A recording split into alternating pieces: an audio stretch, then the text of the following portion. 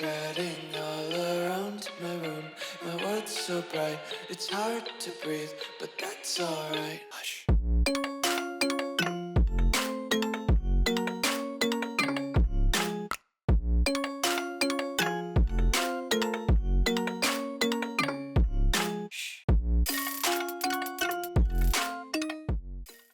What's going on, guys? Welcome back to another video here on the World of Juice channel, and welcome back to another episode of the Cleveland Browns franchise here on Madden 26. And this isn't just some random episode. This isn't any old episode of Cleveland Browns franchise. This is maybe the most important episode of the franchise to date. And that is because it is the first off season.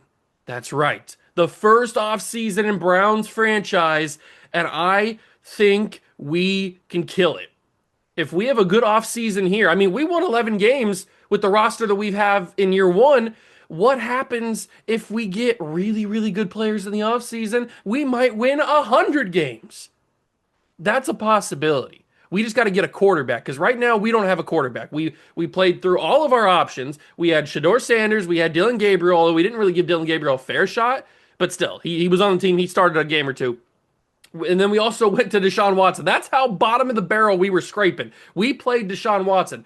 And the fact that Deshaun Watson started 5 regular season games, went 4-1, and probably would have went 5-0 if he didn't play in the snow, in the absolute blizzard conditions that we played in Chicago in that one game.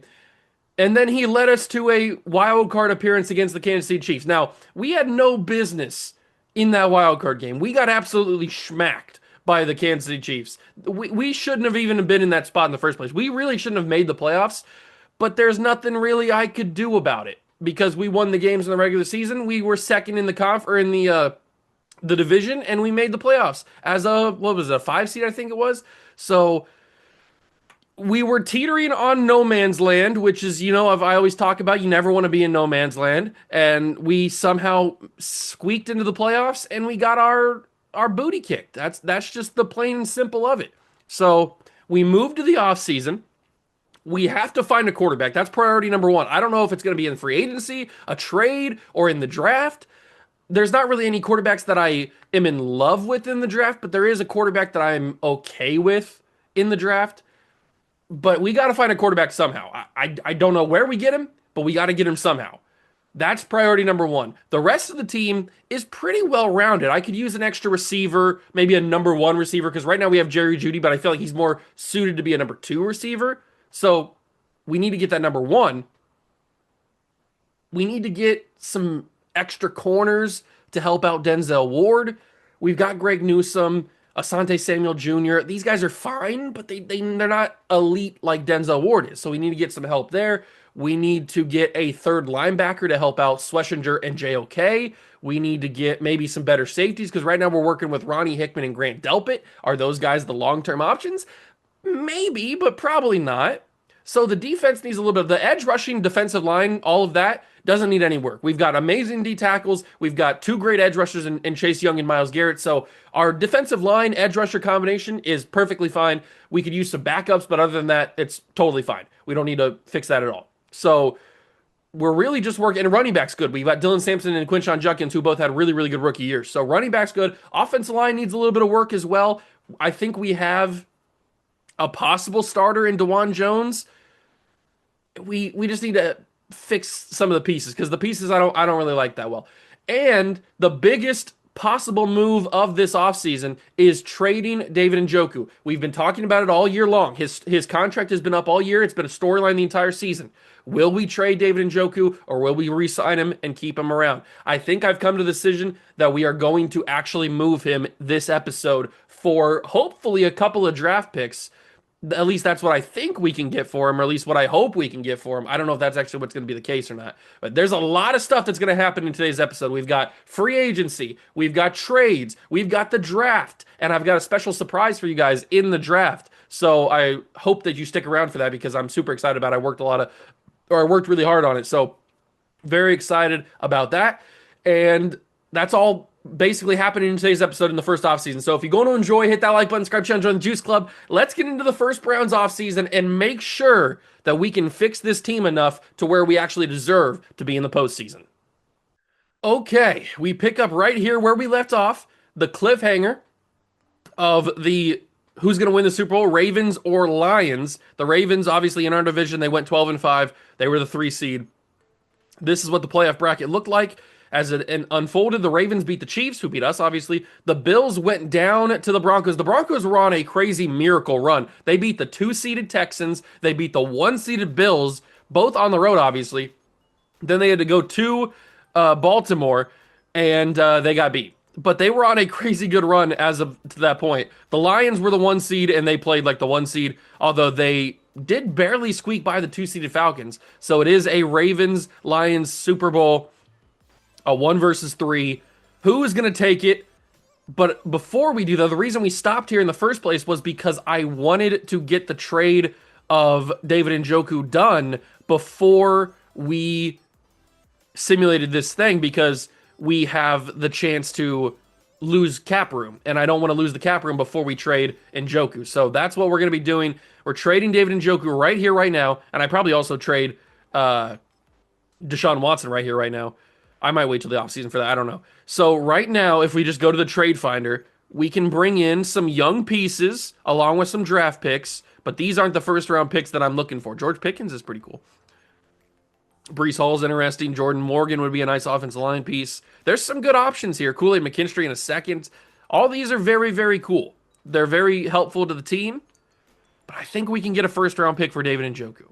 I know that sounds a little crazy, but I think we can get a first-round pick for David Njoku. Maybe even multiple. It just depends on the right fit. So let's go to the teams. Who needs a number 1 tight end? A lot of these teams could use a number 1 tight end, that's for sure. Sending him to the Chargers would be very interesting. What are we looking like for draft picks? They finished the 5 pick. Wow, the Chargers had a bad year. Okay. Is David Njoku worth the 5th overall pick plus a first-round pick and a second-round pick next year? Is that too much to ask for 29-year-old David Njoku on expiring contract? It's actually not as bad as I would have initially thought it was, especially since we're going up to the 5th overall pick. So there is a world where this works. I don't know what that world is if we're living in it, but there is a world. We have already 3 first-round picks, number 15, number 17, number 22. Number 22 is obviously ours. One of these is the Bears. I don't remember which one. I think it's the 15th, but it could be the 7th. I don't remember. So we are working with 3 first-round picks already, but they're not very high in the draft. I would be willing to trade my own first-round pick if it means getting a top 5 pick. They need a center. Our only center is Ethan Pochich, which I would be willing to move on from since I'm hoping to upgrade in the draft. So if I could toss Ethan Pochich in this trade, it doesn't move it out of the red, unfortunately. They need a will linebacker. I am willing to trade Jack Conklin, but unfortunately they don't need a right tackle. They need a will linebacker. We have Jahad Campbell and JOK. I don't really think we need anything else. We have Nathaniel Watson, who did go up to star dev, and I think the only reason he went up to star dev is because he got that fumble recovery for a touchdown early in the season. It was really strange that he went up to star dev, but he did. And then at corner, we have Greg Newsome, who, fun fact, did get traded to the Jaguars, I think, for Tyson Campbell in real life, which is pretty crazy. So Greg Newsome got traded, but he's not going to, I don't think he's going to trade in our series. I think he's going to be fine here. I like Martin Emerson a lot. We did just re-sign Asante Samuel to a big contract, but I wouldn't be the biggest hater of a move if it means getting us a top 5 pick. Although the cornerback class this year in the draft is not that good, so maybe we should keep a hold of him. Rayshawn Jenkins, I would be okay with moving, but he doesn't get it out of the red. We might have to move him in a different trade. I think it might be up to just trading draft picks at this point. I don't think I have any other valuable assets. But this is our own pick, number 22. I would be okay with trading that, and that is declined. We don't feel we can afford to move player at position right now. Oh, somebody told me what this means, but I don't remember. Somebody told me what this means. I don't remember what it does, though, what it means. Oh, that's super, super duper sucks. I don't remember. What does it mean? What do the numbers mean, Mason? Oh, I don't remember what it means. No, I could be screwed here. I could very much be in the screwed pack. What does it mean? Why can't I trade him? We don't feel we could afford to move player at position right now. Does that mean I can't move Njoku? Or is it... Oh, it was Pochich. So David Njoku in a first round pick this year, which is our own, gets us the 5th overall pick plus a first next year and a second next year from the Chargers. Okay, I guess I should have kept that third in there. All right, well, David Njoku's been moved to LA. That's an insane trade. So Ethan Pochers was the reason we couldn't make that trade happen. And now we have still 3 first round picks, but now we have the 5th overall pick from the Chargers. Plus the first next year with the Chargers and a second next year with the Chargers, which we didn't have. We traded our second round pick earlier in the season. I think it was in that Chase Young trade. So we are back in the capital for next year, looking pretty good. Was the Deshaun Watson trade something that I wanted to do now? I think it is. I think I want to trade Deshaun Watson. We're not going to get anything for him, but if I can somehow squeeze out a pick for Deshaun Watson, there's no trade packages available. Who needs a quarterback? Who needs a washed up, just absolute trash quarterback who got 5 or 4 wins and made the playoffs? Who needs that type of quarterback on your roster? The Giants have Jackson Dart. They're not going to move on from him, although maybe I could grab Jackson Dart. Do we grab Jackson Dart and then try to do like a quarterback battle between him and an impossible draft pick? Is Jackson Dart a Cleveland Brown? Wow, that's not even remotely close. We'd have to give up the second overall pick. Oh, that's next year. We have to give up a next year first or a first and a fourth for Jackson Dart. That's actually not as much value as I could have thought he would have. What if I gave you Shedeur Sanders? That'd be a funny trade if they traded Shedeur for Jackson Dart. I don't need Jackson Dart. We don't have to go for Jackson. I was just kind of thinking that that'd be a fun piece to have. So we can continue looking for quarterbacks. I mean, he's obviously going to be a start or a backup at whatever position or whatever team we send him to, unless we send him to the Saints. That's always a possibility. You know what? The Saints have the worst quarterback situation. I don't believe in Tyler Shuck. I don't believe in Spencer Rattler. I don't believe in Deshaun Watson. But maybe I can. Can you give me some sort of capital? Like, I don't even know, man. Like a 4th round pick this year for Deshaun. Okay. We can talk about picks. That is for sure. Picks are possible for Deshaun Watson, which seems a little insane. What about a 2nd round pick? I'm just kidding. But maybe. No, I didn't think so. I just wanted to know. Just wanted to put it out there. What about 2/3 in a couple of years for Deshaun Watson? No. What about just 1/3 in a couple of years? Okay. So 3rd round picks are off the table. What about a 5th round pick? We don't feel we can afford to move player at position right now. Okay, so Deshaun Watson's one of those guys that can't get traded. At least not right now. I might just have to cut him, honestly. Is there anybody else here that I want to trade before we get to that, before we flip the salary cap and all that kind of stuff? I think the only other guy would be like a Tevin Jenkins type. What does Tevin Jenkins bring to the table? Noah Fant. We do need a tight end other than Harold Fandon since we traded away Njoku. Mac Wilson, Bilal Nichols, Javonte Williams. There's some decent options here for Tevin Jenkins. I didn't think he was going to have these kind of options. Kayshon Bouttie's interesting. I like the sound of that. Kyle Van Noy, Billings, Zach Charbonnet, Jalen Warren. We don't really need a running back. What do I want to go with for Tevin Jenkins, of all people? Do I want to trade for another draft pick? It's a little risky trading for another draft pick, considering we don't have any options behind Tevin Jenkins. But we would have to re-sign him, and I don't know if I want to. So maybe I can trade him. Who needs a guard? What's the overall for Tevin Jenkins? 81 overall. So who needs a guard that's a higher overall? The Colts definitely need a right guard, because their left guard right now is Quentin Nelson, but they don't have anybody else. So they could use a right guard like Tevin Jenkins. They have the 18th overall pick. How about you give me a 2nd this year, a 3rd next year, and a 3rd and a 4 in 2028? Okay. That didn't work, but what about if I take off the 4? What if I take off the 3? Okay, so multiple picks is probably out of the table, off the table, but I think I can grab a second. I think they would accept this. Tevin Jenkins for a second round pick. Ooh, that's very close. Okay. I guess I could toss somebody else in here. The only other guy I think I'm willing to trade right now is Rayshawn Jenkins, and he's probably not going to bring that much more value, so maybe I should just pair them together. That's probably the best idea. I could give them Diabate, I guess, but does he really even move the needle that much? We have Jack Sawyer. We got a lot of edge rushers. We got a lot of defense. We got a lot of players that I like. Cameron Mitchell's got a kick return touchdown this year. It was pretty sick. I'm obviously not giving up Jahad Campbell. I could give them Diabate. It's not going to cut it. It's right there. So maybe we just give them like a 7th round pick or something. How about I just give them a 7th round pick in 2028?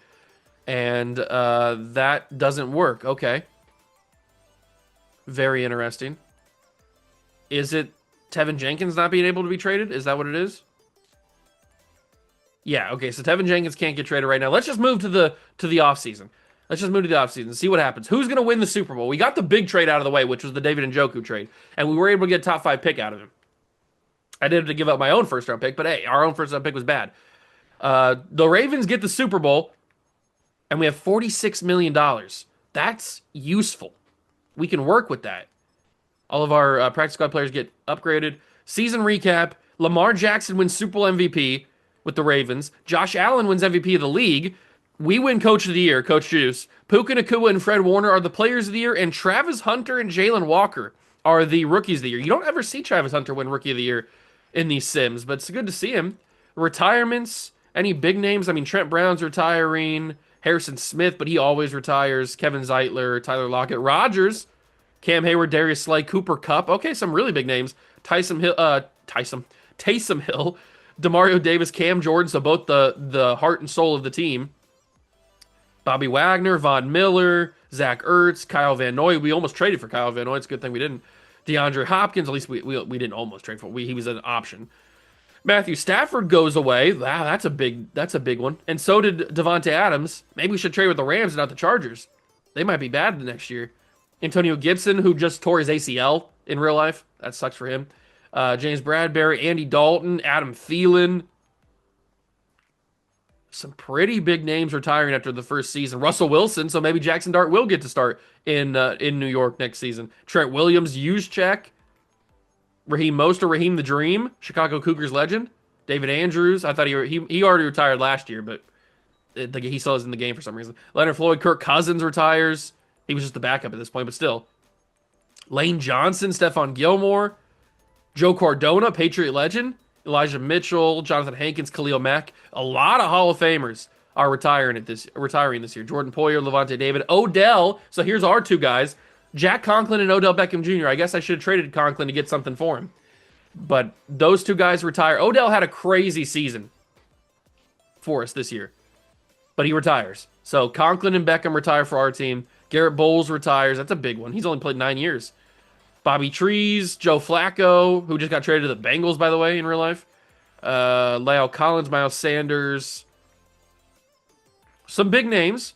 A lot of big names. I mean, Matthew Stafford's a big shocker one. I didn't think that was going to happen. Clyde Edwards-Helaire after 6th season retires. Man, there's some names in here. That is for sure. There are some names on this list. Okay, so we move to the coaching carousel. We did bring Kevin Stefanski in as our offensive coordinator once we took over as head coach.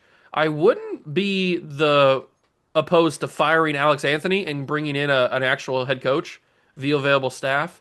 What kind of head coaches are we looking at here? Who got fired from the league? It looks like nobody got fired from the league. Oh, no, I skipped over. Never mind. Aaron Glenn and Jonathan Gannon both got fired from their team. And we all know that Aaron Glenn is a good defensive coordinator, not a good head coach. So I might be interested in hiring Aaron Glenn as my new defensive coordinator. So we've hired Aaron Glenn as our new defensive coordinator, and our trainer is Andrew David. We can't fire him right now, or at all, I don't think. But we've got Kevin Stefanski and Aaron Glenn as our coordinators, and obviously we're still going to be head coach. And maybe Coach Juice needs a little bit of an upgrade. Maybe my man needs a little bit of an upgrade instead of being the way that he is right now. So let's see. What kind of new uniform should we give him? He's done with the hoodie. Let's see. We're going into serious mode. This is not relaxing mode anymore. We're a serious coach on a serious football team. So what's Coach Juice got to bring to the table here?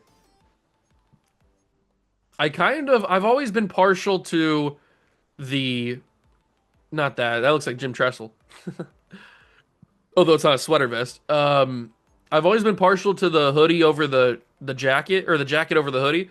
So maybe we go jacket over the hoodie, and then for the bottoms, what are we rocking right now? Just joggers? Yeah, we're just rocking joggers right now. I think we need to go just to strictly pants. No more joggers. No more comfortable fit. No more comfortable fit. The juice is ready to get unleashed, and we're gonna rock with some clean shoes, maybe some reverse flu games. Yeah, let's go Jordan 12 reverse flu games for the fit. And then I think in the offseason, Juice is going to put on a little bit of muscle. Juice is going to put on a little bit of muscle. We'll just go standard for now. He's no longer heavy. He just lost all that weight, and he's just standard now. Just standard. Maybe next season. What's that say? EA servers are unable to process your... Wait, what? The EA servers have a problem with me saving and exiting? What? Okay, whatever. So I'll have to edit him again once the EA servers are allowing me to do that. I don't know what that was.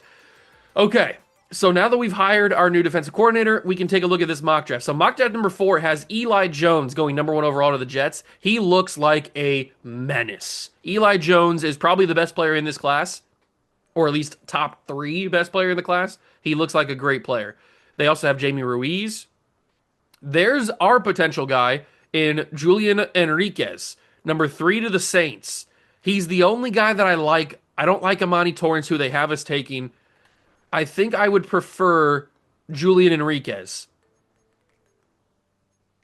So if we wanted Julian Enriquez, we got to get him. He's got elite throw power. He's got elite strength. His accuracies are good. He just can't really move in the pocket, but neither can Amani Torrance, really. Amani Torrance is also kind of a statue in the pocket. I don't really like either of them, but I like, if I'm going to choose between one, I would choose Enriquez. The only problem is he's going number 3, and we have number 5. A lot of tackles going in the class. Diego Alonso, who I really like, is potentially going to us at 15, and then they have us taking CJ St. Louis as our 17th. I'm probably not going to do that. We need a center. I don't know. There's a lot of good players in this class. I like a lot of these guys. But the fact that they have us taking and Monty Torrance and not Julian Enriquez is kind of annoying because I think I'd prefer him. All right, staff improvement storyline. We did just bring in Aaron Glenn as our new defensive coordinator. And here he is. Thanks for meeting with me. Being a great leader is about the role you play in creating the identity for your team. For our defense, we stopped the run. We locked down the passing game. I feel like we stopped the run a little bit more than we stopped the passing game. I'm more than willing to put in the effort to be a key part of that identity, coach. However, there are a lot of ways I can impact the run game. What aspect should I focus on? Key runs from getting outside, stuff into any run that it comes inside. I think what do we struggle the most with? We don't really struggle with people bouncing outside, do we? Let's stuff the run inside. Stuff the inside run. Control the inside of the line. Make them work for every yard. All right, Glenn. I like it. Okay, so now we move to negotiations. We no longer have to re-sign David Njoku because he's gone. We no longer have to re-sign Jack Conklin because he's gone. He retired. We have Tevin Jenkins, Rayshawn Jenkins. Funny enough, both Jenkins. Donovan Edwards. Okay, so the rest of the guys are kind of just whatever pieces. Joe Batonio I forgot about. I do believe we need to trade these guys. What can I get for any of them? We already looked at a possible Tevin Jenkins trade. Has his value changed? His value kind of has changed. Cole Bishop. I like that. I kind of like the Cole Bishop offer from the Bills. Tyreek Stevenson would be cool. Ajabo, Granderson, Jalen Warren, Woody Marks. The Cole Bishop offer is not bad at all. I do think that could be a viable option because there's not really any free safeties in this draft that I'm super high on. So a Tevin Jenkins for Cole Bishop trade, I don't hate. I don't hate it. I think I might actually do this. Tevin Jenkins going to Buffalo for Cole Bishop. I like that a lot. Free safety now is Cole Bishop and Ronnie Hickman. That makes me more excited because Ronnie Hickman's a fine player, just more of a backup. Bishop, I think, could be a very good starter. So that's a super, super sick deal. And then the other guy that I wanted to trade was Rayshawn Jenkins. His value is just young Cam Jackson. What about if I toss in Joel Bitonio, who I'm surprised didn't actually retire? Riley Moss. We can bring a white boy to the quarterback room. Jalen McMillan, Quan Martin, John Johnson III. Miles Frazier, Xavier Legette is an interesting one. I don't hate that one. Trey Tucker, Danny Stutzman. Ooh. Batonio's bringing some value, but I think we go draft pick. So how about you give me a second round pick this year, a second round pick next year, and a third and a 4 in 2028? Okay, they don't like that. What about if I limit it to that? Okay, they don't like that either. They don't like that either. Okay, so we really can't get any first round picks from the Bengals or any second round picks from the Bengals? Really? You're not willing to give me any second round picks? Can I get an extra first round pick like from Buffalo or from Tampa? No. Okay, so number 19's impossible. What about if I ask for the final pick in the first round from the Ravens? That basically works as a second round pick.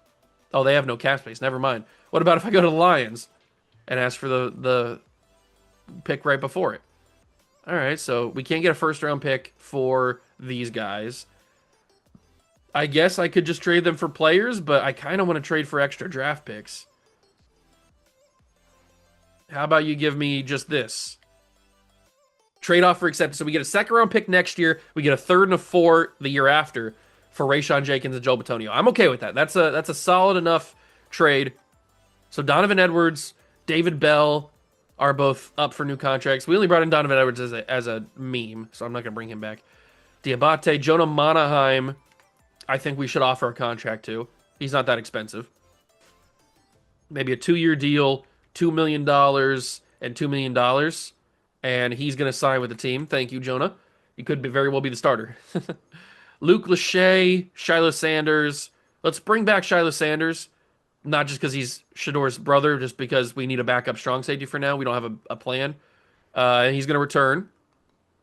Thank you. Appreciate that. Let's see. Pochich is the only other guy that we could bring back, but I think we're just going to upgrade center anyway. Luke Lachey, I'll offer a contract to. I like Luke Lachey. So I'm going to offer him a contract, and he's going to return. So that leaves us, after all these guys are going to go away, that leaves us with $36 million to play with in free agency. That's enough money to work with, depending on who's here. So let's get to it. Aiden Hutchinson. Why? Why is Aiden Hutchinson here? You got to be kidding me. Okay, Jake Ferguson. Zion McCollum's interesting. Reed Blankenship. Najee Harris, Kendall Fuller. What quarterbacks are here? Minshew, Dobbs, Jake Browning. Okay, yeah, okay, all right. All right. There's not much here. There's not much here. I'd rather stay with Shador. Running back, we don't need one, but Rico Dowdle's cool. Wide receiver, Christian Watson, Rondell Moore, Kayshon Boutte. So good that we didn't trade for Boutte. We had to re-sign him. Keenan Allen. You know, I don't hate the Keyshawn. I was interested in Kayshon Boutte when we were offering the trade, and he got the offer to trade to us. I might offer him a contract here. I don't hate that at all. Tuta Atwell also wants to be here. He's got 93 speed. But I think Kayshon Boutte could be a viable piece. Although Tuta Atwell might not be bad either. But there's still, none of these guys are number one players. Isaiah Likely, I could be likely to grab Isaiah because he looks like he could be a very viable piece to this team. One of these 3 tight ends could be our guy. I don't know which one it is, but one of them. Jake Ferguson's got superstar dev, which is kind of crazy. Left tackle, Jedrick Wills. Can we bring him back to Cleveland? Isaac Seumalo, David Edwards. Center's not really anything. Brandon Scherf, don't want. Right tackle. Ugh, man, okay. Free agency's not looking good. And then you got freaking Hutchinson, man. The fact that he made it to free agency and didn't get signed by the Lions is kind of insane. God, I hate the fact that he's here. I really do. Ty Hamilton might not be bad for a third D tackle. Either we go after Hutchinson and trade Chase Young, or we spread our money out and bring in a bunch of positions that we could use. Because there's a couple guys in here that I wouldn't mind having. I wouldn't mind having a couple of these players that are in this class. But we're not going to be able to afford all of them if we go after Aiden Hutchinson. So we got to prioritize what we want. Do we want Hutch? Do we want the Hutch? If I offer him a contract, see, I mean, look at this. $8.56 million in available cap after we sign him.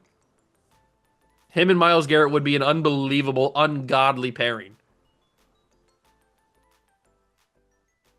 But this doesn't seem like the most responsible option, does it? Because we have Mike Green. And we have Chase Young. Why did he have to be here? Why couldn't the Lions just sign him? If the Lions just sign him, then it's all good. Because then I don't have to worry about it. But now the fact that he's here makes me mad. Because now I want him. I really do want him. Chase Young has no penalty if we move him. Absolutely no penalty if we move him. But I don't want to move him and then not get...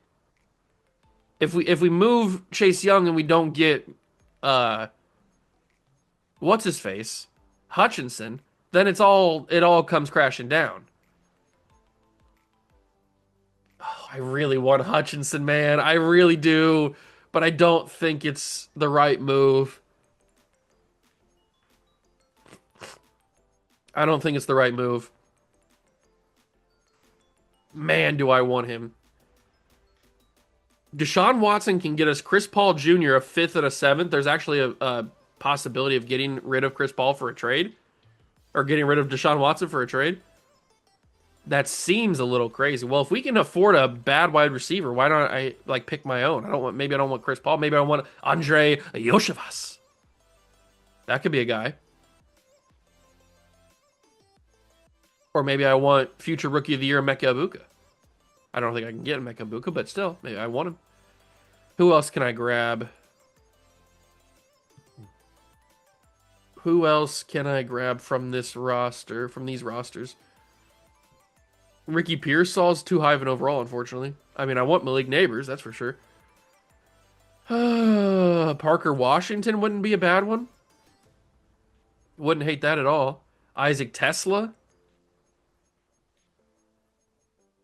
I mean, they've been wanting to get rid of Xavier Legette. Okay, never mind. They can't afford to take him. Never mind. Never mind. They can't afford to take him. Not many teams can afford to take him, to be honest. Trey Tucker has been in a bunch of trade pieces. Jordan Whittington. Zay Flowers. Olave. Tank Dell was in trade pieces, but not for this package, I guess. Where do I want to go with this? Maybe a Luther Burden? I can't. Bears don't have any money. I can't even get Yoshivas because the Bengals don't have any money. The only teams that can accept Deshaun Watson at this point are the Niners, who have Ricky Pearsall, Jordan Watkins. The Jags can take him, so we could get Parker Washington if I wanted him. What else? The Raiders, who are giving up possibly Trey Tucker or Dante Thornton Jr. The Rams with Jordan Whittington would be the only guy that I would want. The Ravens are severely over the cap. And that is it. So there's only a few options we can trade Deshaun Watson to. The quarterback situation in Vegas is Geno, Aiden O'Connell, and Cam Miller. They could use a quarterback. What's Trey Tucker look like? 25 years old, 3 years in the league, 95 speed, 93 excel. Trey Tucker could be a very good piece for us. I wouldn't hate that. What about Jordan Whittington? Also 25, not as fast. Okay. Okay, very, very interesting. I wish the Panthers were in on him. I don't hate the Trey Tucker one. What about Dante Thornton? Dante Thornton's got the dev trait, and he's got 96 speed, 94 excel. Okay, but he also has the dev trait. His route running is not very good, but we could work with that. I think I might try to go after Dante Thornton. That might be a very viable option. What about just straight up?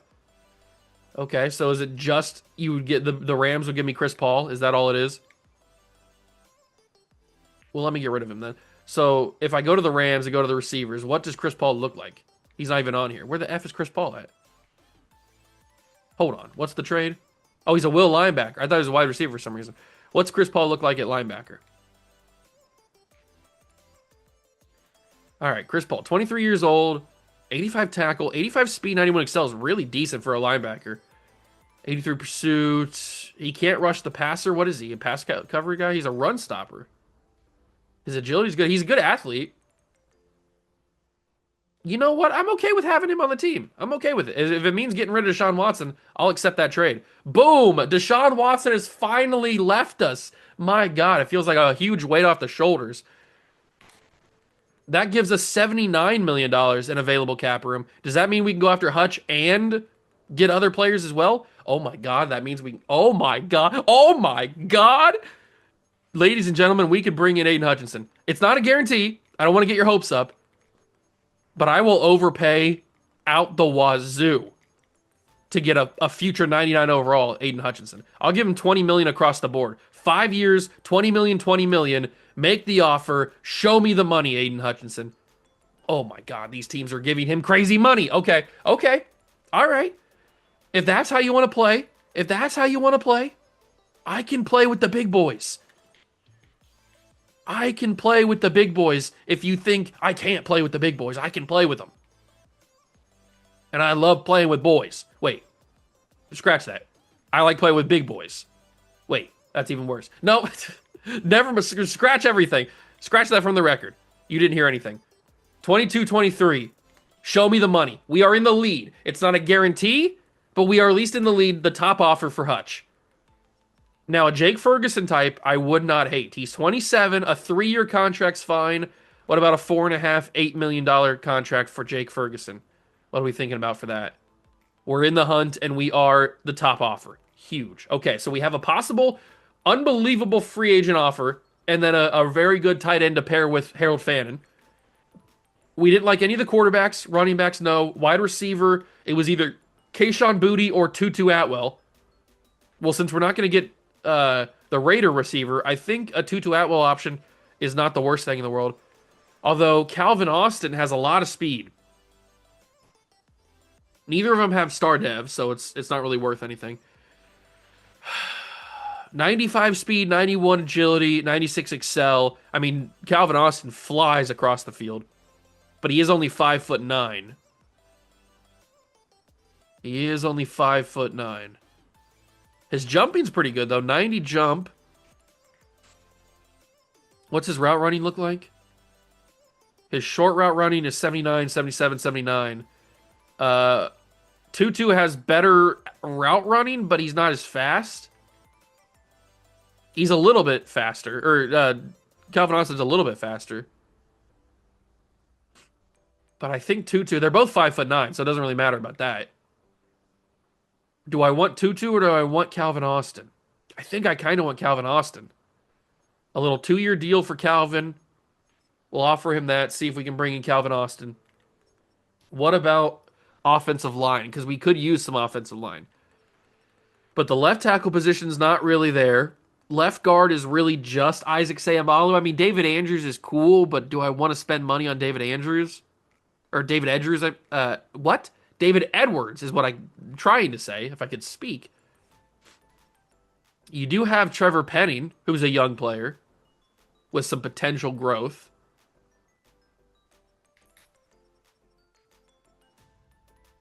Let me toss a tiny offer at David Edwards. Just a little baby offer. And see what happens. Center, I think we're going to draft a center. Right guard, I don't really want to waste any money on any of these guys. Right tackle, same deal. We're going after Hutch, which is just going to be absolutely insane. If we don't get Hutch, I might go after one of these guys down here. Just as a backup. Ty Hamilton, I don't really want to spend any money on Ty Hamilton, even though I would like to have him on the team. Doesn't really make any sense to bring him in. since he won't play. And then corner. Is there any other? I like Chidobe Awuzie, but he's not interested in coming here. Rasul Douglas, Kendall Fuller, Zion McCullum is cool if he wanted to come here, and I don't really want to have to try to outbid anybody for him. He's not really worth that. Jalen Watson being 93 speeds, kind of good. I like that a lot. Jack Jones, he's still in the league? Didn't he robbed a Panda Express? I think that's what happened. Kyer Elam, there's some. Oh, I like Alante Taylor a lot. I might offer a tiny little contract to Alante Taylor. Just a little baby, tiny little toddler deal to Alante Taylor. I'm a big Alante Taylor guy. So that might be all of my offers. We can't really even go after anybody else because we're 5 out of 5. So that might be my offers. Our targeted players are Aiden Hutchinson, Jake Ferguson, David Edwards, Calvin Austin, Alante Taylor. Now, Hutchinson, we fall into 4th on his list, but that doesn't mean he's not going to sign with us. So here we go. For all the marbles, are we going to bring in Aiden Hutchinson? Oh my God, he signed. But did he sign with us? He chose a team. Who did he choose? No, he didn't choose us. No, we got Calvin Austin. He chose the Saints. And Jake Ferguson chose the Rams as well. I thought we were locked to get Jake Ferguson. All right. Well, we didn't get the 2 guys kind of that I wanted the most. Darren Waller. Oh, the tight end room is not very good anymore, is it? Oh, how did we not get Ferguson, man? How did we not get Hutchinson? Oh, now I'm sad. Now I'm really sad. Are we going to get these other 2 guys, though? That's the big question. Wow, okay. So teams are going after David Edwards. Are we going to be able to get him? No. We only got Alante Taylor. So we got Calvin Austin and Alante Taylor, which I guess is for the best because it saves us all of that money we had to pay to to Hutchinson.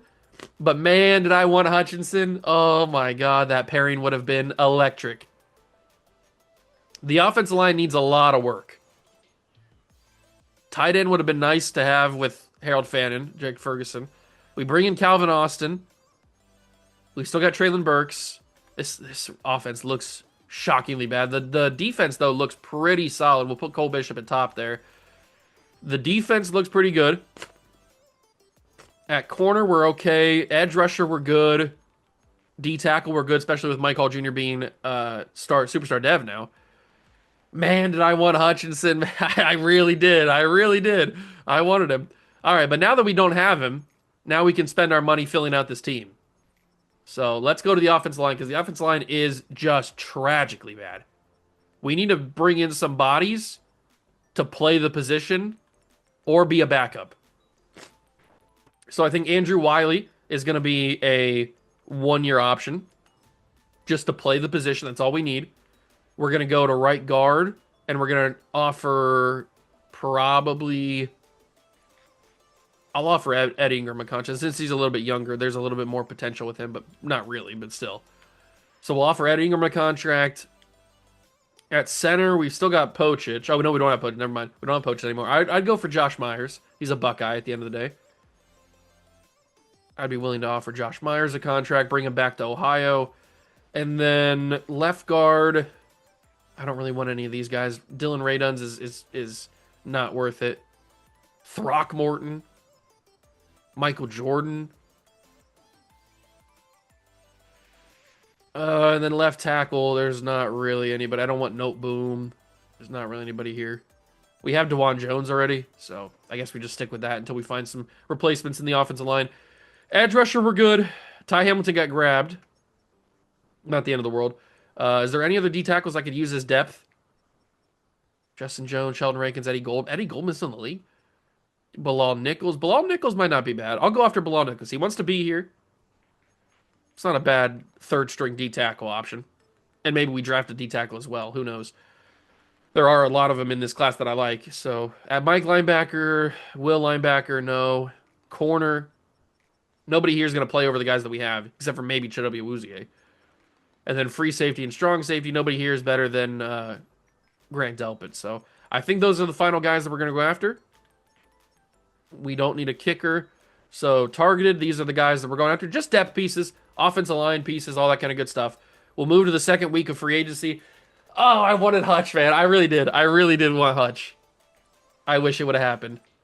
I wish it would have happened. So D. Spellman, running back, is his stock is rising. Funny enough. How does the offensive line look now? So we were able to get Josh Myers and Edgar Ingram, but we don't have the right tackle Wiley just yet. So we'll have to re-sign, or we'll have to hopefully get him to sign. Let's keep moving though. I think that's all we're gonna do in free agency. I don't think we're gonna make any other moves. Najee Harris signed with the Cardinals. Good for him. Did we actually get the right tackle? Has he signed yet? No, he hasn't signed yet. All right. I mean, it doesn't matter if he doesn't sign, because I think we're gonna replace him anyway. Oh, he signed somewhere else. That's why we haven't gotten him yet. Okay, whatever. You do you, dog. You do you. You sign somewhere else. If that's really what you want to do. I'm just glad we got rid of Deshaun Watson. I'm happy that we got rid of him. Okay, so we know what the free agent recap is.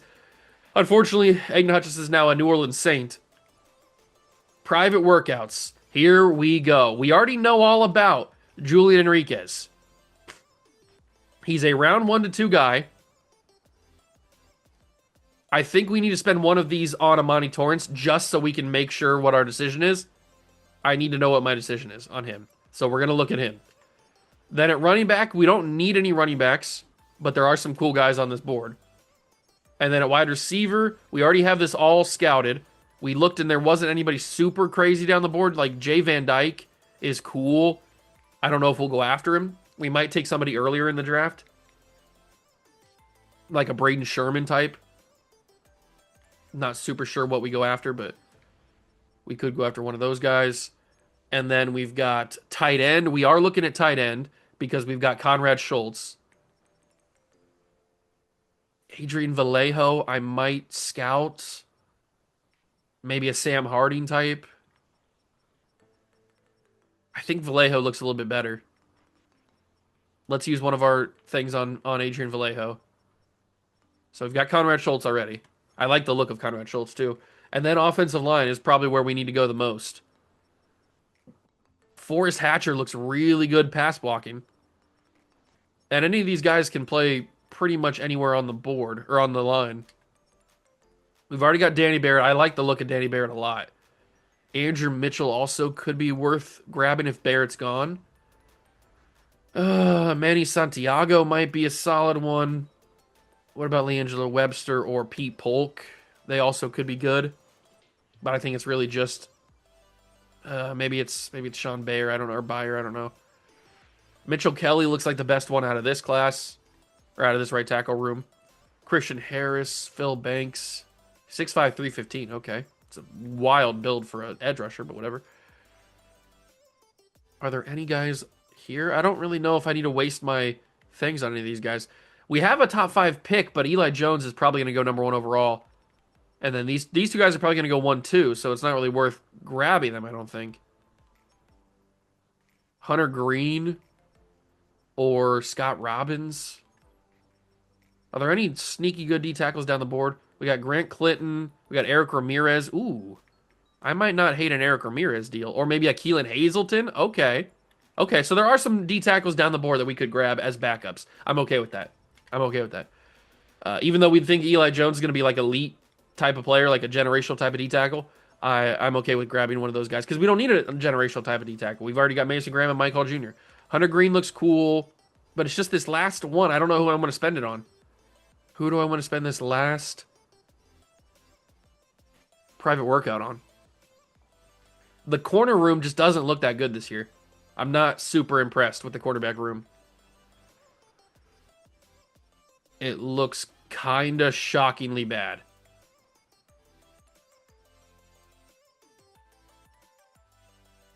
I don't know where to go. I don't know what to do. We don't really need a free safety anymore now that we have Cole Bishop. So that's pretty cool. And then the strong safety class, I don't know if either of these guys, these top 2 guys here, are going to be better than... yes, he is a USC strong safety, but his hit power is not an A. I don't know if either of these guys are going to be better than what we have with Grant Delpit, so I don't know if it's really worth it. I am looking at kicker because there's a generational type of kicker in this class, If we take a look at Enrique Escobar, he's got elite kick power. That could mean he's got like 99 kick power, which would be pretty sick. So I am targeting a kicker. Where do I want to go with this final one? It's probably somewhere on the offensive line because that's our probably our biggest need outside of quarterback is offensive line help. So I'm either looking at maybe a Mitchell Kelly type. We already know about Danny Barrett, or maybe a Manuel Solano, or probably one of these left tackles. Forrest Hatcher, is he better? No, I think Stephen Heron is, or Stephen Heron, Stephon Heron. I don't know. Let's just scout Stephon Heron. Oops, that's not the right button. Let's learn a little bit more about him. So those are going to be my three guys. Amani Torrance, we need to know. Adrian Vallejo at tight end, and then Hatcher at left tackle. Those are my options. I need to know which quarterback is going to be. They're both round 1 to 2. Why couldn't one of them separate? Now, Amani Torrance has better awareness. They have the same grade accuracies. They're all good at short accuracy, medium accuracy, deep accuracy, all the same. Throw on the run. Neither of them can run, so it doesn't really matter. Their throw power is both, or throw under pressure is both an A. The break sack for Enriquez is an A and C for Torrance. So this is where they start to separate themselves. So Amani Torrance literally cannot run whatsoever. But at least Enriquez has a little chance to be better at spin moving, juke moving, all that kind of stuff. I think Enriquez is my guy. I really do. So let me go and add these guys to my favorites board. I'm going to add everybody in my favorites board that I'm interested in, and then we can go on from there.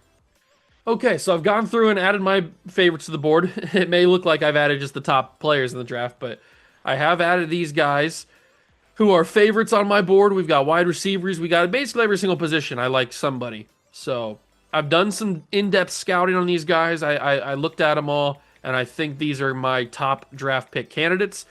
If we get any of these guys, I'd be super happy. I think that's where we're going to go.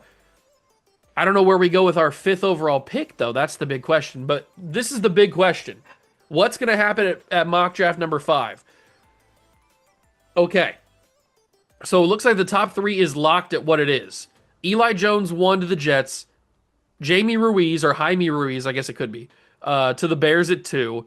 Julian Enriquez 3 to the Saints. Isaiah Patterson, who jumps up, and then they have us taking Diego Alonso. So they don't even have us taking a quarterback. Amani Torrance has fallen all the way to 9. If I liked him, that would make me a lot happier. They have us taking Stephen Heron, which is super sick because I think I am going to take him. And then they have us at 17 taking CJ St. Louis, which I don't think I'm going to take. I probably grabbed myself Danny Barrett at center because I do like Danny Barrett a lot. So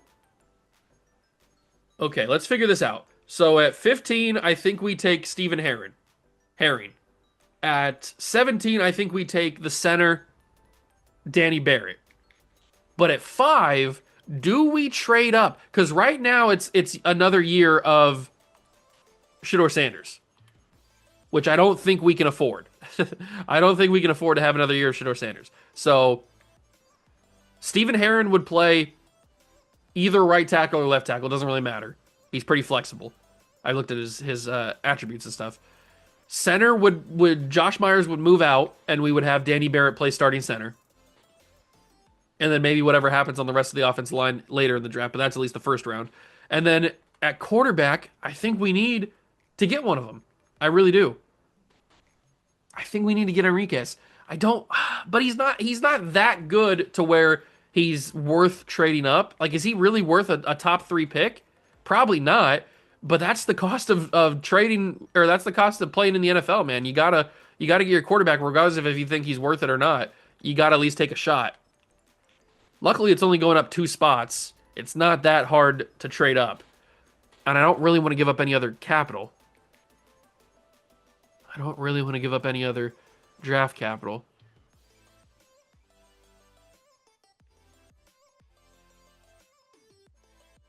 If I'm going to bring in a D tackle, we don't necessarily need Bilal Nichols anymore. Or Jawan Briggs, for sure. Don't need him.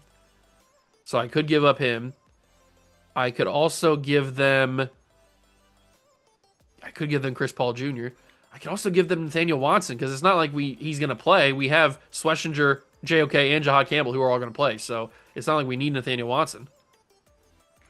But we also don't need Chris Paul Jr., really. We certainly don't need Winston Reed. I was hoping that would work.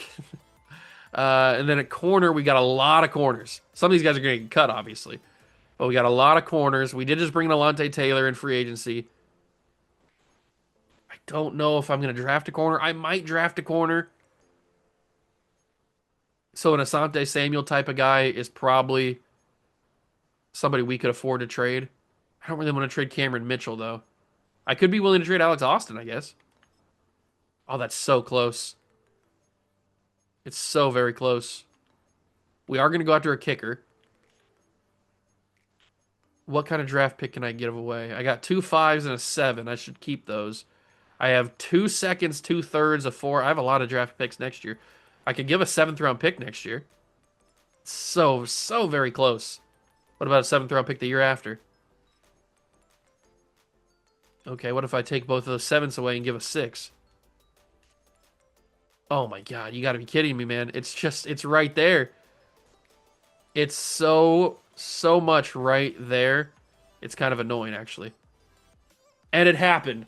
So we give up number 5 to move up to number 3 to get our quarterback. I really hope he's worth it, man. I really, really do. And now we're going to jump into the draft. Here we go. Let's start drafting, ladies and gentlemen. 3 first-round picks this year. The number 1 overall pick is going to be Eli Jones. I would assume. Let's find out. And it is. Eli Jones is the pick. Congratulations to him. Now let's learn a little bit more about Eli Jones. Why don't we? Eli Jones may be the best prospect in the class. 6'1", 297, power rusher, out of Texas. I mean, he's an elite rusher.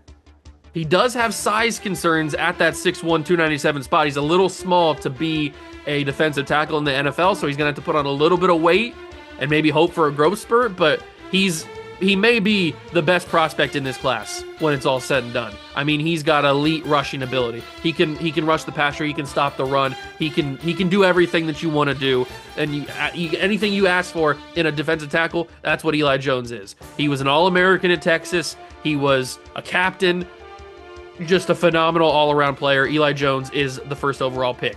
At number 2, the Chicago Bears are up, and we think we know who it's going to be. We think it's going to be Jamie Ruiz. Let's find out if that is actually the case. The next pick is Jamie Ruiz, 6'5", 299, speed rusher out of Auburn. Now, the thing with Jamie Ruiz, he does have an age concern. He's already 23. He played 2 years of JUCO before getting to Auburn, but he was an All-American in Auburn. He was the leader of that defense. He was unbelievable. He has an elite level of rushing the passer. He can move offensive linemen with the best of them. He's an elite pass rusher, and he's also very agile. So he is quick on his feet. He can make moves at the snap of a finger. He is the number 2 overall pick. And now we get to the number 3 overall pick, which is your Cleveland Browns. We traded from 5 to get to this spot here at 3, and I think it's going to be Julian Enriquez out of Nebraska. He's got the strength, the arm talent. I think it's going to be Julian Enriquez. And with the 3rd overall pick, the Cleveland Browns select Julian Enriquez. 6'6", 227, elite arm out of Nebraska. I mean, this is the prototypical size. This is your build at quarterback. If you were going to make a quarterback in a lab, it would be 6'6", 227, 230. It would be a guy like that, and Julian Enriquez fits that. He's got a beautiful spiral on his passes. He gets rid of the ball at the first sign of pressure. He does well to avoid the sacks. He gets rid of the ball. He has a compact, fast, traditional motion, plays well in and outside the pocket, has a strong lower body, and he is a big-time athlete. I mean, 2 years of college basketball, threw a no-hitter in college. He's a baseball player, basketball player, football player. He can do everything in Nebraska. And now he's a Cleveland Brown. He does have hidden development. 96 throw power. 96 throw power for Julian Enriquez. 80 acceleration, 79 jumping. This is our quarterback. We have to go with him. He's got all the attributes you want. He's got the build. Julian Enriquez is our quarterback. At number 4, the Dallas Cowboys. Who are they going to take?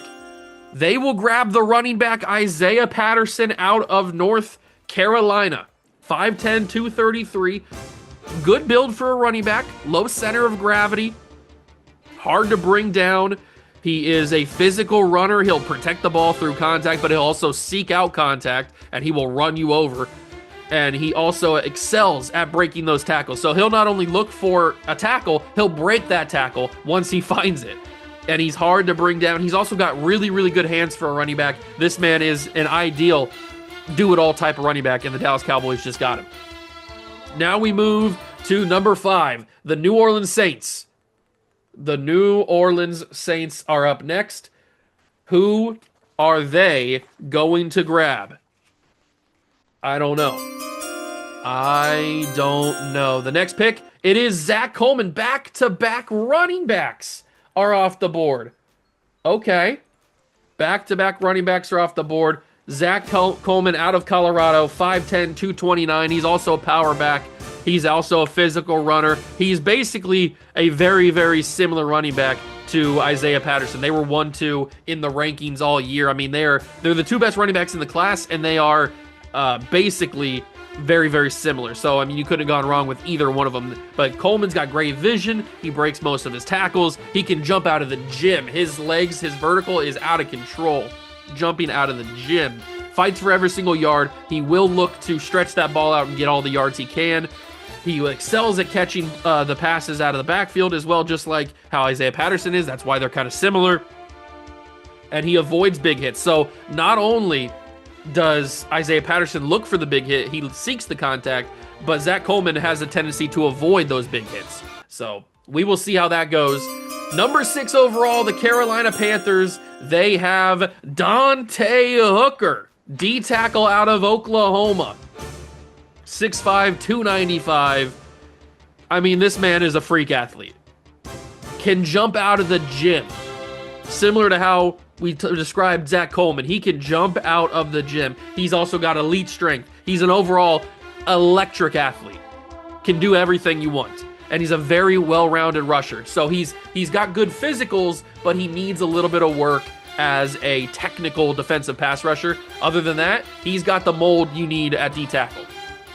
So Dante Hooker is done.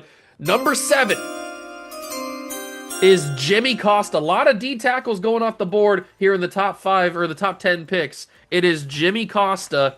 Very, very decent defensive tackle. I like the look of Jimmy Costa a lot. And he is a 6'2", 304 D-tackle out of Missouri. Exceptional strength, very agile. He may be pound for pound the best defensive tackle in this class.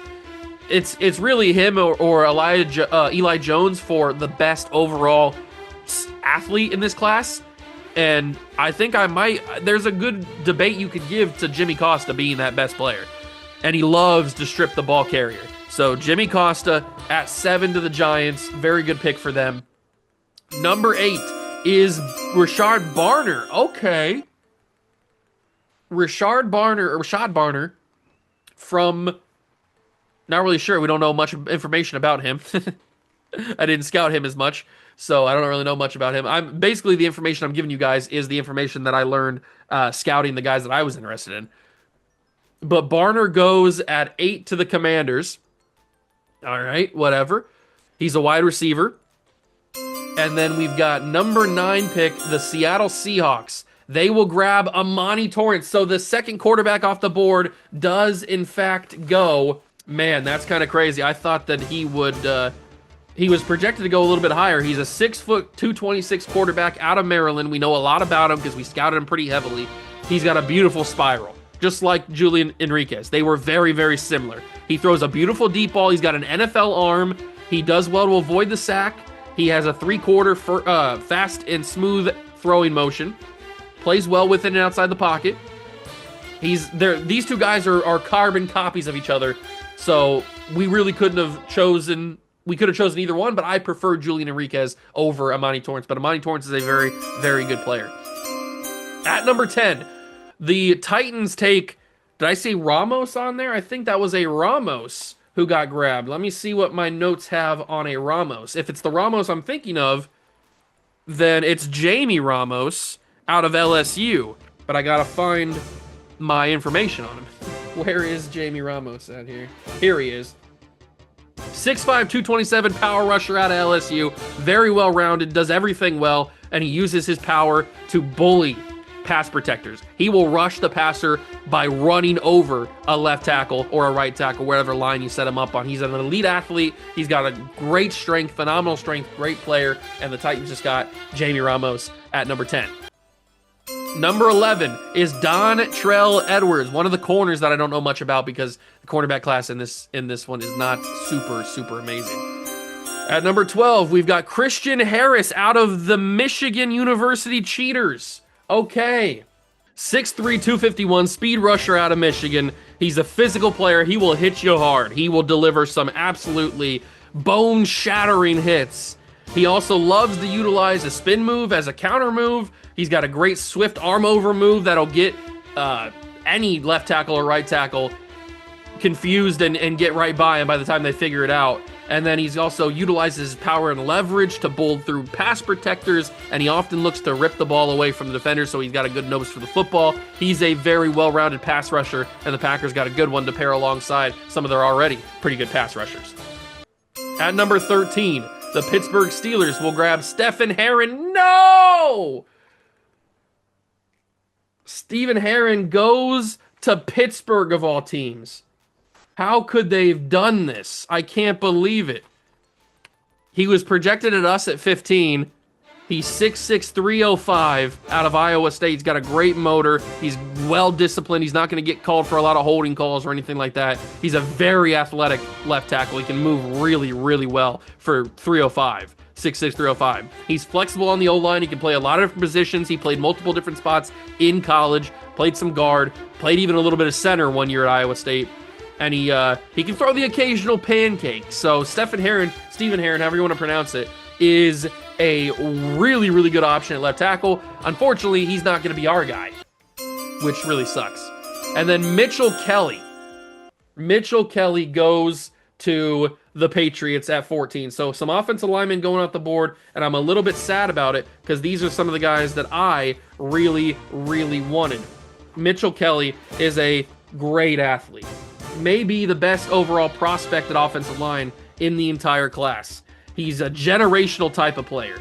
He's got unreal athleticism, he does everything well, and he has all the tools needed to succeed at the next level. I mean, Mitchell Kelly is a freak, and the Patriots just got him. But here we are at 15, so the draft didn't go our way exactly, but that does open up a possibility for Danny Barrett at center. And Danny Barrett, I like a lot.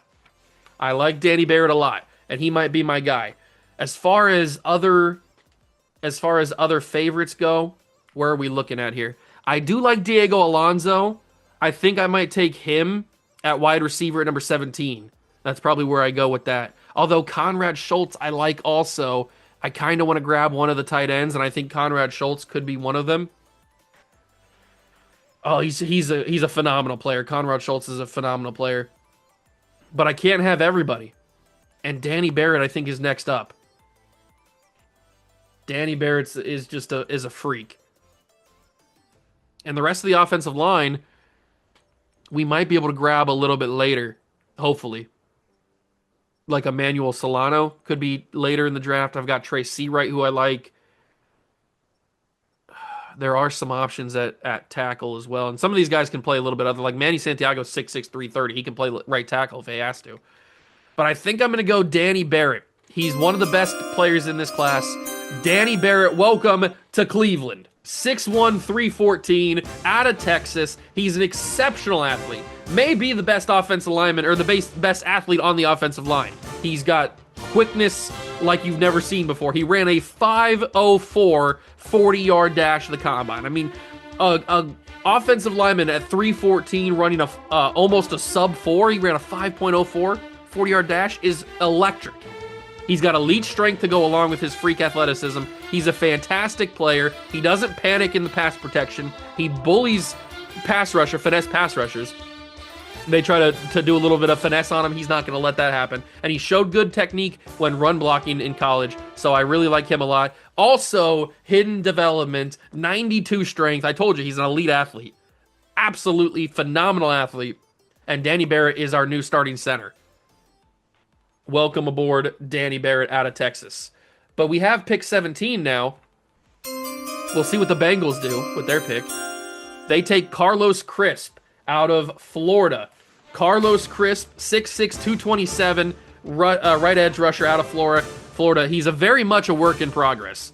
He has all the physical tools needed. He just needs to get that technical skill down and learn how to be an elite technical pass rusher. But raw talent, he's there. Raw physical ability, he's there. He's a fast learner, but he needs some work. He's very much a work in progress for the Cincinnati Bengals. And now we're back up at 17. This is our final pick of the first round. We don't pick again until pick 22 of the second round. So either we don't get one of the receivers that we like, which we like a few of them. We like Eli Brady, Diego Alonso, Braden Sherman, Grant Cage, and Eddie Velasco. Those are really the top guys that I liked. Or we go after the tight end and Conrad Schultz. Now, tight end's not necessarily as big of a need because we do have Harold Fannin, but Conrad Schultz looks like an absolute menace. Diego Alonso also looks pretty good. But I don't know if I take a first-round pick on him. Braden Sherman has all the physical tools.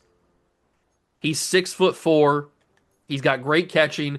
I think I could be persuaded to let the receivers go a little bit. Eli Brady, I'm not super interested in. I mean, he's got elite jumping, which is cool, but I think the other guys look a little bit better. Eddie Velasco, 5'11". He's really just fast. He ran a 4.37. And then Grant Cage, kind of the same deal. He's got good speed, 4.6 speed. He's fine. I forgot about Miguel Perez. Miguel Perez, teammates with Sherman at college at Penn State. He's also pretty fast. We could grab him later on down the board. I don't want to forget about him.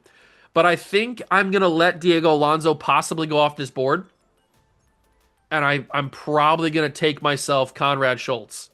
He just looks the best out of everybody that I have here. So 6'6" vertical threat. He's got elite speed for a tight end. You know I love throwing to my tight ends a lot. So Conrad Schultz, he would be a nice pairing to give a safety blanket to our quarterback, Julian Enriquez. I think Conrad Schultz is going to be my pick. And we know a little bit about Conrad Schultz. He is 6'6", 250 out of Utah. Very, very dynamic vertical threat tight end. He's got exceptional speed for the position. A great football IQ. He's got a good mind for the game. He's very smart. He's not afraid of contact. He's going to get up there and get in your face. He's going to catch passes. He's not going to worry about taking a hit from somebody coming down the field. Also, does drop a simple pass occasionally. Does struggle at that. He does have a few drops in his career at Utah, but he is a bruising type of tight end, and I really, really like him a lot. He's also got hidden dev, 88 speed, 88 acceleration, and he is going to be a phenomenal tight end option for us at the position. He's also fast enough where we could put him in like slot receiver roles. He could play very, very much a wide receiver role, very flexible. I like him a lot. Now, we did pass up on the receiver. CJ St. Louis goes at number 18 to the Colts. Marco Pagan headed to Tampa Bay. All right, Marco Pagan. Very good player. 6'7", 340 out of LSU. Has elite strength, great motor, blocks through the whistle, but he's not going to get penalized for it. He's just a very, very hard-nosed player. He will go until the whistle, and then even further after that. He did have a little bit of a health concern, though. He missed his sophomore season with a knee injury. Missed the entire year. So, does have possible health concerns. by already having a big-time knee injury in college. But the Tampa Bay Buccaneers took a first-round pick on him. Sam Harding at tight end goes to the Dolphins at 20. At 21 is Hunter Green, the Sam linebacker. Okay, Hunter Green going. And Hunter Green is a 6 foot, 234 Sam linebacker out of Washington, has generational speed for the position. Very versatile, can play all across the linebacker room, so he can play Sam linebacker, Will linebacker, or even Mike linebacker. Does lack a little bit of discipline. He was the most flagged player out of any college football player last year. Most flagged. So he's got a little bit of a hot streak. He can get flagged every once in a while, and the Vikings are going to have to control that, but he is a very talented player, got a generational speed. And they took him at 21. Andrew Mitchell goes at 22 to the LA Chargers. All right. The LA Chargers get themselves a center out of Oregon State, 6'3", 315, excels at all aspects of blocking. So he can run block, he can pass block, he can do whatever you need to do. He can even get out and move in a possible screen. He can get up and move the pocket. He does have off-the-field concerns, though. He was suspended 1 full season at Oregon State for performance-enhancing drugs, PEDs. So there could be some character concerns there, off-the-field issues. Is he a user, a one-time user, or is he a guy that'll come back and keep causing problems off the field? I don't know, but Andrew Mitchell, number 22 to the Chargers. Chargers didn't think he had those problems, or those problems weren't going to be an issue in the NFL. Maybe they think they can get him in their system, and they'll get rid of those problems. I don't know. At number 23, Donovan Gallery. Strong safety out of Texas A&M, 6'1", 218, run support type of safety. He has a running mate in this class in DeMarcus Raynaud, but Donovan Gallery, great player, plays very physical, expert tackler, fastest strong safety in the class, ran a 4.49 40-yard dash. He's a hard hitter. He does everything well. He can cover. He can tackle. He's a good, strong safety, and the Eagles got a good one, as they usually do. They draft really, really well. Joshua Jimenez at 24 goes to the Houston Texans. Number 25 is Jacob Cologne, Mike linebacker. Scott Robbins, number 26 overall, headed to the Niners. So they get a pairing for Fred Warner and what's his face? Why am I blanking on his name right now? Dre Greenlaw. I couldn't think of his name for a second. I apologize. 6'1", 242 out of Alabama. He's got exceptional change of direction. He can change with the runner.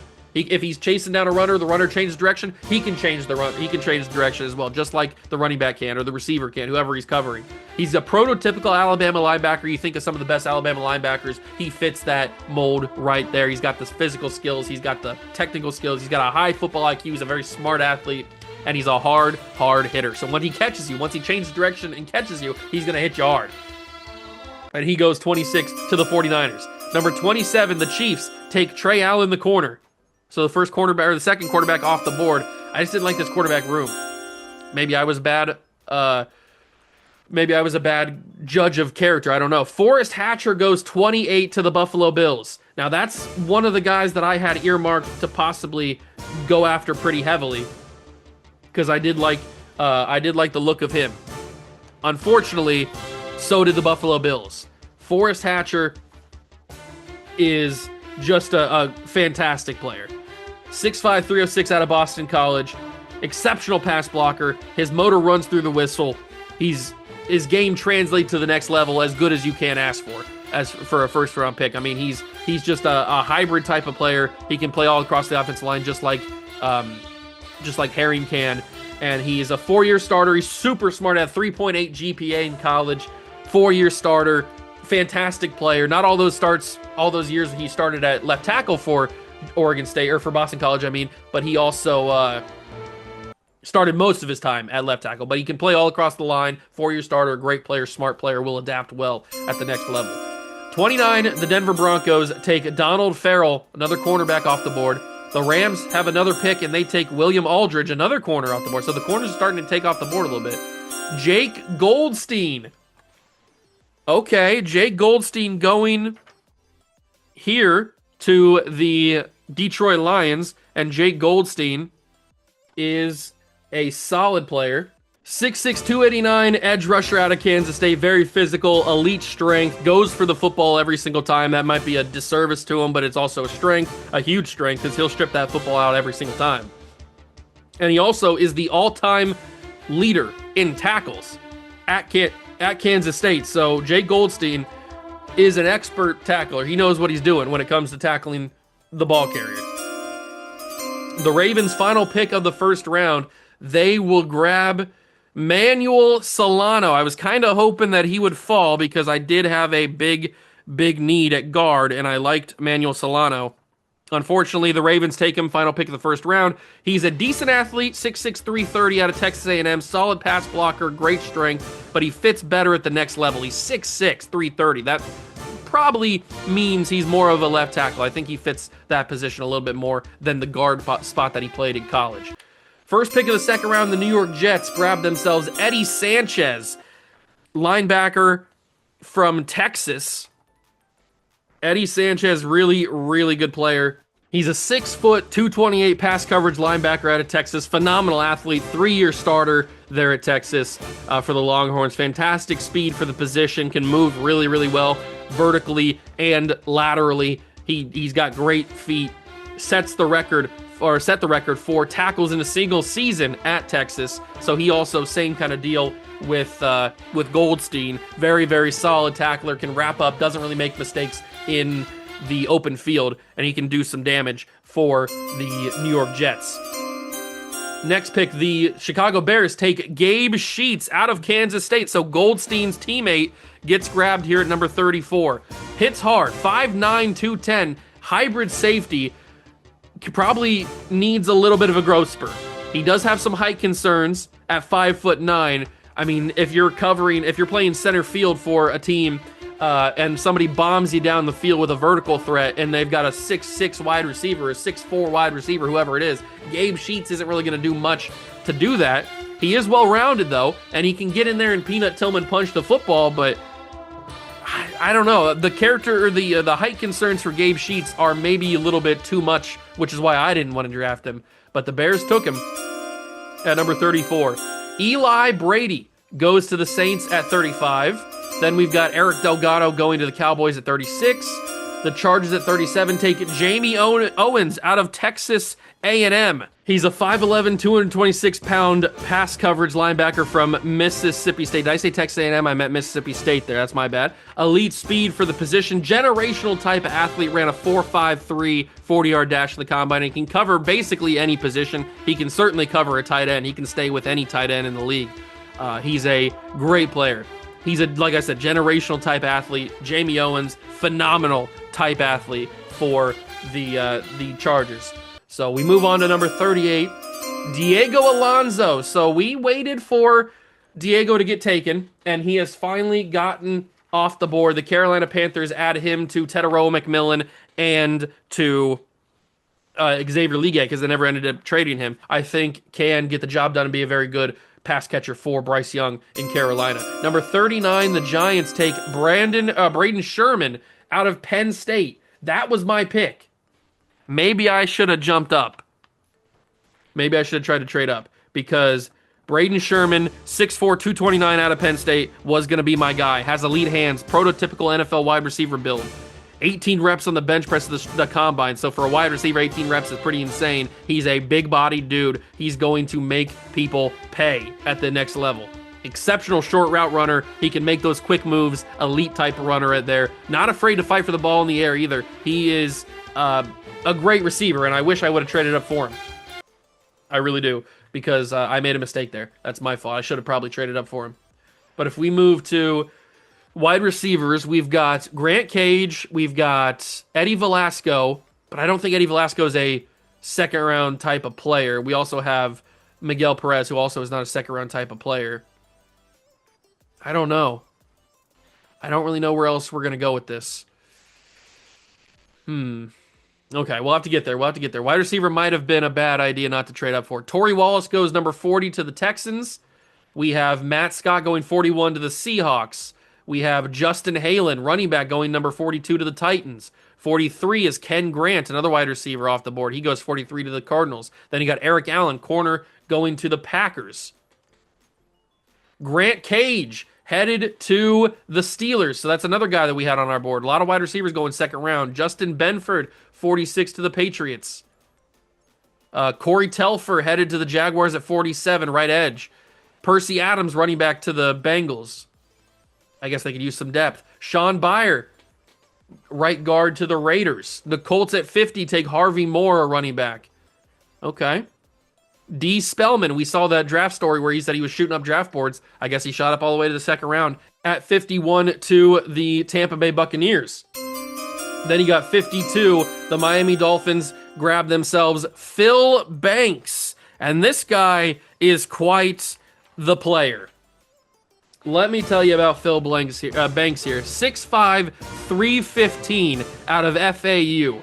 He's got a nose for the football, fantastic run stuffer, elite strength, but he lacks speed and mobility, and he fits better at defensive tackle the next level. You're not going to see a 315 edge rusher in the NFL. That's just not something that happens. So either Phil Banks has to lose a little bit of weight at the next level when he gets to Miami, or he's got to move to defensive tackle, because 6'5", 315 is not the build you want at an edge rusher position. But he's got good skill. He just needs to, he's got some weight concerns.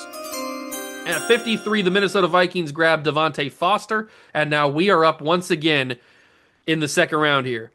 A lot of our guys are on the board. Demarius Tart I like. What do we want to go with here? That's the big question. We've got a couple of wide receiver options. We've got some offensive line needs. Eric Ramirez at D-tackle might not be a bad idea, but we also have Keelan Hazleton, who I like as well. Let's see. I don't think Demarius Tart or DeMarcus Raynaud are better than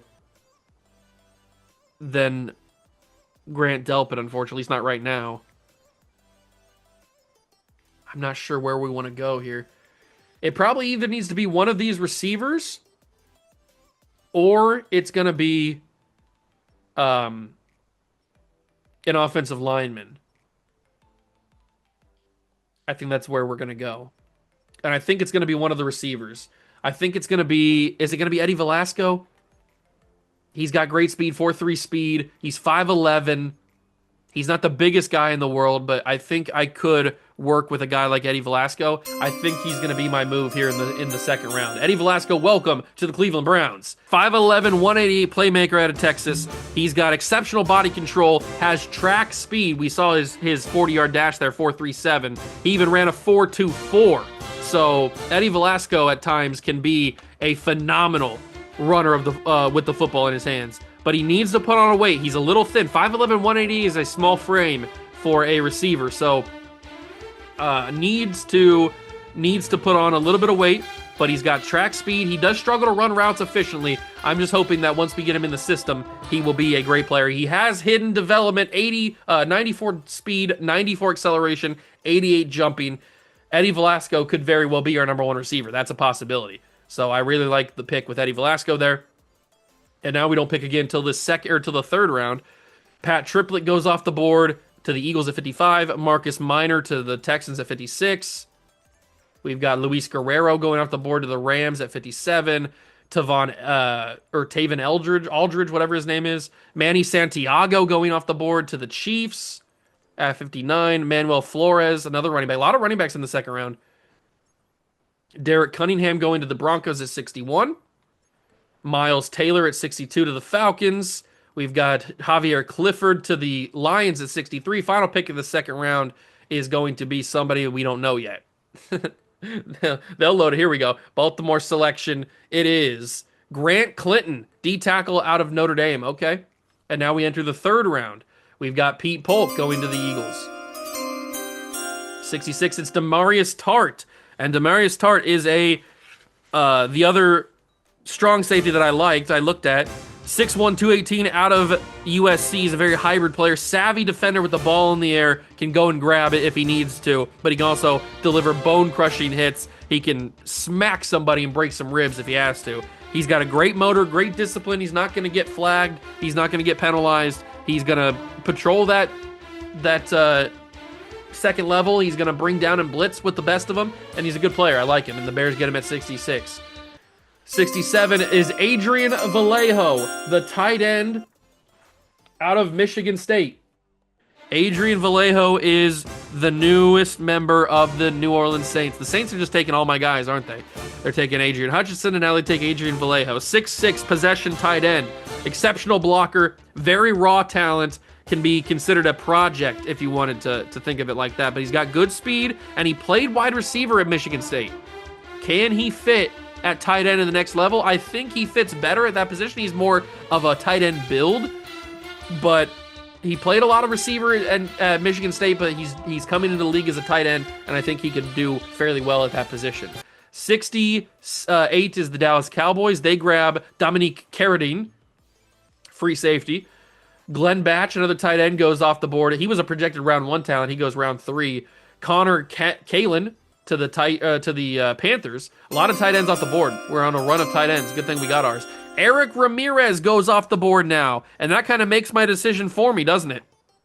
Because Eric Ramirez, 6'6", 350 defensive tackle out of Michigan. Fantastic athlete for his size. I mean, you got to think 6'6", 350. He's moving a lot of weight, but he's a fantastic athlete, phenomenal strength. He fills both the A gap and the B gaps exceptionally well, and he's only started 1 season at Michigan, but that 1 season was an All-American season, fantastic player, and the Commanders got a good one. But that kind of makes my decision for me. I was either debating him or Keelan Hazelton, and now that Ramirez is off the board, Hazelton's my guy. So we'll have to get there at some point. Alani St. Louis goes off the board to the Seahawks at 73. LeAngelo Webster, right guard, going off the board. Okay. LeAngelo Webster, 6'2", pass protector out of Missouri. He's an exceptional pass blocker. He's one of the best in the country this past season. Hands out pancakes consistently, very mobile, can move, can shift those feet and play with the best of the offensive line or the defensive line has to offer. Has a great motor, and he is a fantastic pick out of Missouri for the Tennessee Titans. 75, it's Patrick Crosby, another quarterback finally off the board at 75 to the Cardinals. DeMarcus Reynaud, the teammate of the man that got taken earlier, Donovan Gallery. DeMarcus Reynaud, also, he's considered a strong safety at the next level, but he played free safety in college because he was paired alongside Donovan Gallery, so they wanted to play both of them. They're both exceptional players, had to get them both on the field, so they switched Reynaud to free safety, 6'3", run support type of guy, plays the ball in the air at a high level, he forced the most fumbles in college football last season, and excels at blitzing the passer. So he can come up and he can blitz and get a bunch of sacks. He's got good closing speed too, so he can go and make those open field tackles and close with the best of them. So good pick by the Packers. DeMarcus Reynaud off the board. Reggie Bullock, or Bulla, goes to the Steelers at 77. Dom Whitaker off the board to the Patriots at 78. 79, the Jaguars take Eugene Henley. Then we've got Tommy Ramsey going to the Cincinnati Bengals at 80. 81 is Julian Martinez to the Raiders. Logan Jones, wide receiver to the Colts at 82. Tim Larson, strong safety, goes 83 to the Bucks. The Dolphins have Carlos Shelby at 84, running back. The Vikings take Devontae Snell, who's a corner, and now we are up at 86. Third round pick. We got to make this one work. We either take Christian Dickinson at right tackle, or we go defense, which I don't think we need to go that much. I think taking a right tackle is probably the better idea. So I'm kind of leaning towards Christian Dickinson. He looks pretty good. He's 6'4". He's got great athletics. I kind of like him. I think I'm going to take Christian Dickinson here in the third round. Welcome to the team, Christian Dickinson. He's a phenomenal blocker. 6'4", 317 out of Notre Dame.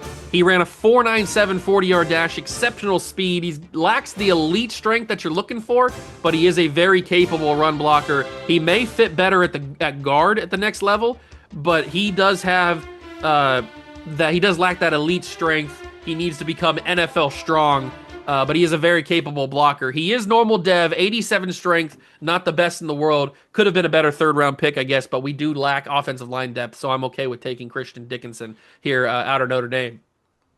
And now we move on to the fourth round. Jerry Allen goes off the board to the Eagles. Brady Jacobson, wide receiver, going off the board. We do have the first pick in the fourth round. Eric Hampton to the Rams. Brandon Chamberlain. We've got Carl Harris to the Chiefs. Devin Bishop, wide receiver, to the Bills. Deion Pearson to the Broncos. Diego Vargas to the Eagles. Montreal Minor to the Lions. And we've got somebody to the Ravens. We don't know just yet. It is... Who's it going to be? It's Braxton Tyson, halfback out of Penn State. Okay, so now we pick here the first pick of the fourth round. Where do we go here? We've got an offensive line problem, but I don't think Trey Seatwright is the right pick right now. We could either take another wide receiver in Miguel Perez, or we take Keelan Hazelton because we know that he's got the talent, or we go linebacker, which might not be a bad idea, or corner. But are one of these corners really worth it? Probably not in the fourth round. I'm kind of leaning towards Matthew Lambert out of Navy. But does he ever play for us is the question. I don't know if he plays for us. Manu Quintana is not the pick right now. I guess we could try to take Trey Seatwright, but we might be able to get him a little bit later. So I don't know if he's the pick. But Miguel Perez, I think either we have to grab him or we let him go. That's the big thing. He's another speed guy. But I think I am going to take Miguel Perez out of Penn State. He was the running mate alongside Brandon Sherman out of Penn State. So he's 5'10", 177, deep threat, ran a 4.34 at the combine, but ran a 4.29 at his pro day. Struggles to run any route other than a deep route. So he's just basically a burner. And he does struggle to catch when matched with the star corner. He wasn't matched with the star corner at Penn State very often, but when he was, he does struggle to get it. But he does have good body control near the sideline, so he can toe tap the sidelines and catch some passes. He is faster on tape than what he looks like on the field, but when he's on the field, he's a very fantastic player. He does have normal dev, 94 speed, 91 agility, but I didn't want to miss him. I didn't want to miss an opportunity to grab him. So we took Eddie Velasco, and Miguel Perez, two very fast receivers. Maybe that'll help our rookie quarterback in the long run. I have no idea. Jonathan Almas goes to the Chiefs at 98. Then Fernando Matias. Orlando Cook. Let's get to our next pick here in the fifth round. And we'll see what's on the board. So if we go to our favorites board, we've got Seawright, we've got Quintana Hazelton. Okay, so I think at this point we're going to need to start taking some flyers. I do like the look of Matt Marshall at corner. 6'1", he's got good speed. I think I might grab myself a corner in Matt Marshall. Welcome aboard to the Cleveland Browns, Matt Marshall. Very solid player. I like him a lot. He's 6'1", 187, out of Alabama. Very small frame. 6'1", 187, you're going to get bullied at the next level, so he might have to put on some weight. Does have some size concerns. He tends to lose one-on-one matchups but he plays physical. He will get up there, get dirty with you if he has to. He is normal dev, 91 speed, 91 acceleration. He's not going to be a starter for us, but he's definitely a guy that we can work on, a project. I like the look of Matt Marshall a lot. So we grab him. We also have a second, fifth round pick that we can utilize. Manu Quintana went off the board. That's good for him. But we need to grab ourselves either Seawright or Hazelton. And I think it's going to be Hazelton here. Just because we know that Hazelton's a round 1 and 2 guy. So let's grab Keelan Hazelton off the board. Just a fantastic type of player.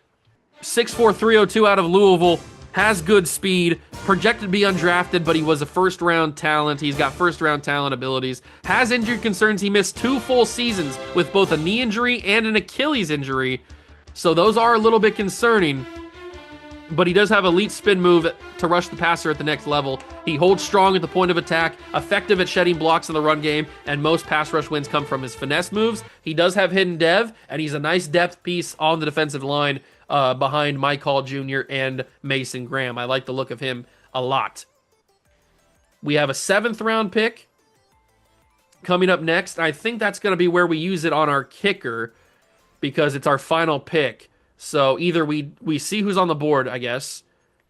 Who's still favored? Okay, so Seawright got grabbed, but the kicker is still available. And I think I'm going to take Enrique Escobar because he looks generational. He's got elite kick power, and this man can kick bombs. He's got a generational leg. He is 5'9", 211, so he's a little bit small for the kicking position, but it's a kicker at the end of the day. You don't really care how big he is. He's got a generational leg, exceptional speed as a kicker. He's a phenomenal athlete. Played a little bit of quarterback in high school, but also kicked the football, so he's a great player. He's the all-time leader in points at Ohio, and he rises to the occasion in big moments. His accuracy will need a little bit of improvement, but he's got all the skills needed to kick bombs. He kicked a 62-yarder in high school and a 58-yarder in college at Ohio. He's got 96 kick power. His accuracy is going to need some work, but 96 kick power is pretty good, and I'm okay taking that as the final pick in the draft for us.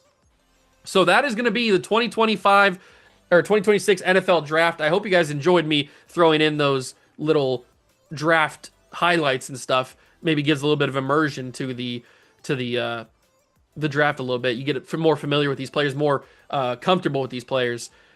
Julian Enriquez is a 73 overall. He's going to need some work, but training camp and the preseason can really, really help him in that spot. Danny Barrett's a 76. He's immediately the starting center. Conrad Schultz is probably going to be the starting tight end over Harold Fannin. Eddie Velasco, Christian Dickinson are going to need some work. Perez is 69 overall. Matt Marshall's going to need a lot of work. Hazelton's a 74. Escobar's a 68, but he's got that kick power. So how good was the rest of the class? We've got 82 overall for Donovan Gallery. Really? Donovan Gallery, I mean, I liked him coming out of Texas A&M, but I didn't think he was going to be an 82 overall. Eli Jones is a freak. 78 overall. Sam Harding's a 77. Nate Brown. Christian Harris ends up being a 77 overall. Zach Coleman, 77. So this class wasn't amazing, but there are some standouts, and I think we got a couple of them. And now we move to the preseason / training camp and all that kind of stuff. Let me adjust the lineup here to get the team the way that I want it. Generate the best lineup. So Conrad Schultz is going to be the starting tight end for us over Harold Fannin. Dickinson's going to be the right tackle for us this year. I do think he needs to move into guard at some point, but for right now, he's going to be the tackle.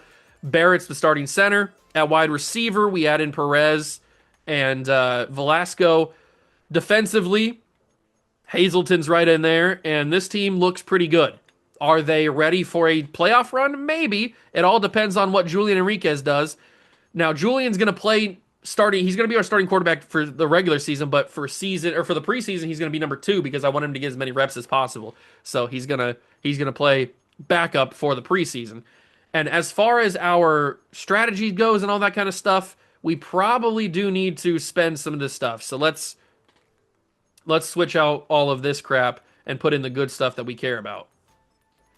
So we want camp counselor activated for that. We want our scouts activated again. I do need to go and purchase some of this extra stuff. So if I can go to the staff here really quickly, which I don't know if I can at this point. I don't think I can. Okay. So wait, Coach Central, that might be where I need to go. Yeah, okay, here we go. Here, never mind. I was doing the wrong thing. So if we go to Coach Juice and we go to player development, we need to get this one. 10% X increase in all training XP for all players is certainly something we need to spend and get to Diamond. So we'll activate that. We've got all this XP working. We probably need to do offensive line XP. That's not well, we could do quarterback XP as well. That might not be a bad one to do to get Enriquez up. But let's keep working on offensive line, and on quarterbacks, and on quarterback again. Okay, so that's all of our stuff we can spend. But we didn't make sure to get diamond tier abilities for the mini camps and all that kind of stuff. So let's go add that one, and that one. And now maybe our guys can develop pretty well. But that is going to be what we do for there. And then we don't have the extra focus players. I probably should have spent some staff points on getting the focus players unlocked. Because Danny Barrett doesn't need to be in here. We'll take Danny Barrett out. We definitely need to have Dickinson in here, though. So Christian Dickinson needs to be in here. Hazleton doesn't need to be. One of the receivers probably needs to be in here. Maybe both the receivers need to be in here.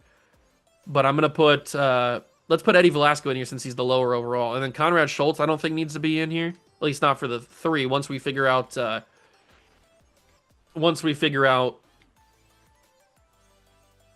what am I saying? Once we unlock the extra ones, then maybe we can put Schultz in there. But for now, it's going to be these 3. Enriquez definitely needs to be in there for sure.